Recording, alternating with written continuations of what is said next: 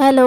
അപ്പോൾ നമ്മുടെ ഇന്നത്തെ ഡ്രോയിങ് ആർക്ക് വേണ്ടിയിട്ടുള്ളതാണെന്ന് നോക്കിയാലോ. ഇതുപോലെ ഡ്രോയിങ്സ് ഒക്കെ വേണ്ടവർ സബ്സ്ക്രൈബ് ചെയ്തിട്ട് കമന്റ് ചെയ്താൽ മതിയേ. പിന്നെ എല്ലാവരും ലൈക്കും ഷെയറും ഒക്കെ ചെയ്ത് സപ്പോർട്ട് ചെയ്യണേ. പണ്ടത്തെ പാട്ടിന്റെ വരികൾ ചുണ്ടത്ത് തേൻ തുള്ളിയായി. പണ്ടത്തെ പാട്ടിന്റെ വരികൾ ചുണ്ടത്ത് തേൻ തുള്ളിയായി. കൽക്കണ്ട കുന്നിന്റെ മുകളിൽ കാക്കാച്ചി മെയ്യുന്ന തണലിൽ. കൽക്കണ്ട് കുന്നിന്റെ മുകളിൽ കാക്കാച്ചി മെയ്യുന്ന തണലിൽ. ഊഞ്ഞാലേ പാടിപ്പോയി.